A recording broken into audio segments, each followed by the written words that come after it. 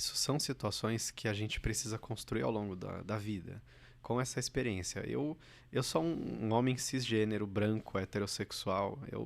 Eu nunca sofri racismo, eu nunca sofri uma violência sexual, eu não sei o que é gestar, parir ou abortar, não sei, nunca vou saber o que é isso.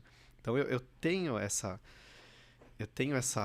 construção de vida. Também nunca passei fome, né? A minha família sempre me deu a estrutura que eu precisava para poder estudar, para poder trabalhar. Então eu nunca passei por isso. Como que alguém como eu pode fazer esse trabalho? Eu preciso aprender.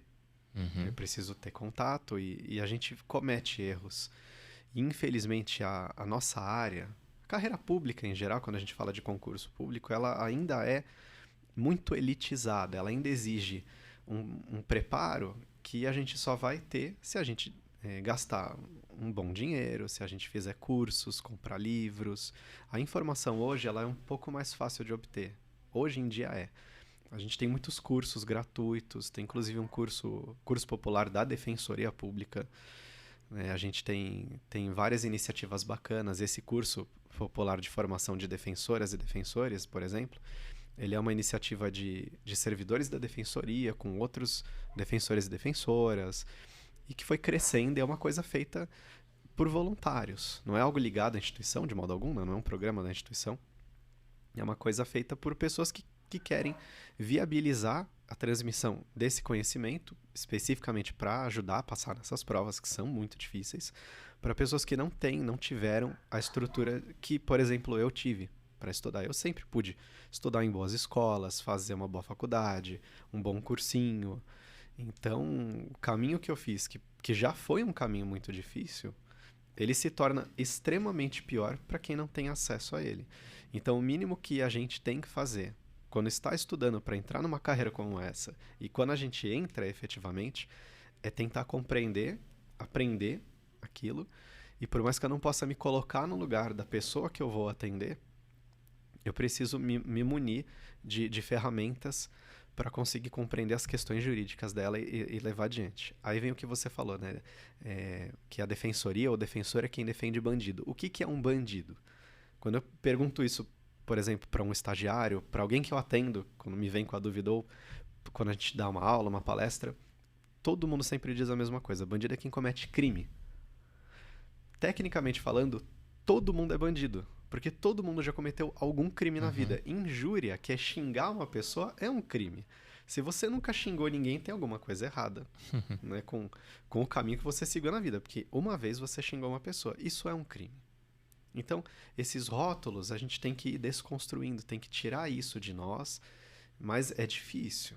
Né? Então, outra, a gente fala dessa diferença das espécies de crimes, né? Crime de colarinho branco. A lei ela foi construída ao longo da nossa história dessa maneira propositadamente. Isso é uma crítica que é feita no campo acadêmico, né? Mesmo no nosso trabalho, não é algo que eu preciso até esconder. Isso é também uma crítica minha a essa análise da lei. Se uma pessoa, por exemplo, comete um furto e antes do Ministério Público oferecer a denúncia, a pessoa se arrepende, se retrata e devolve, ela tem direito a uma redução de pena. Redução. Mas ela não vai ser condenada pelo furto que ela cometeu. Furto do quê? Qualquer coisa. Que não seja. Que a gente não aplique, né, o princípio da insignificância que se fala. Né? Essa não é uma coisa tão irrisória que não precisa ser tratada como crime. Então, quem vai falar furtou um celular. Né, um celular novinho, para não ter discussão. Devolveu, se arrependeu e devolveu. Não se arrependeu porque quer ser uma pessoa melhor, a lei não pode exigir isso. Se arrependeu porque não quer ser condenada. Uhum. Ela vai ser condenada e vai ter uma pena menor. E uma pessoa que sonega tributo, milhões e milhões e milhões, né, em verbas que iriam entrar no orçamento do Estado, da União, que servem para custear questões de educação, de saúde. Se essa pessoa, mesmo depois de todo o processo, entrar num parcelamento e cumprir esse parcelamento, ela não cumpre nenhuma pena. Qual é a diferença essencial entre alguém que sonega tributos e alguém que furta um celular? Eu acho que não tem nenhuma diferença. Né, dessa conduta Uhum. eticamente reprovável.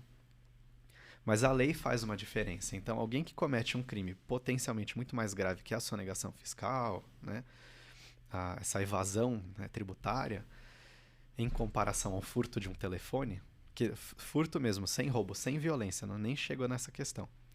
Essa outra pessoa que comete o crime do colarinho branco, a lei dá muito mais benefícios para essa do que para o cidadão comum.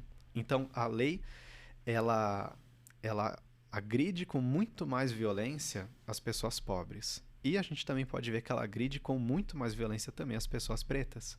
A nossa população carcerária, ela é majoritariamente composta por homens pretos, mais ou menos com 20 anos de idade, antes dos seus 30 anos. São as pessoas que a nossa lei, do jeito que foi construída, elegeu, selecionou para punir com maior rigor. Então, o direito ele pode ser um instrumento de promoção social, mas ele também pode ser um instrumento de exclusão e controle social. E ele é tudo isso. Por quê? Porque ele depende daquilo que a gente deseja fazer com ele, de quem tem poder. Ele não é uma ciência exata. Né? Ele é uma ciência humana que pode servir a uma finalidade. Aí a finalidade vai depender de quem o controla naquele momento. E também não depende apenas do agente que está ali na ponta, né? Exato. Tem toda uma estrutura, né? Eu fiz até uma anotação que realmente é isso o que eu sinto, né? Eu nunca precisei acessar o judiciário, mas eu vejo de fora o quão é elitizado, o quanto a estrutura tem... Vai ficar redundante, mas o quanto é burguês e patriarcal, né? O quanto é para manter essa diferença.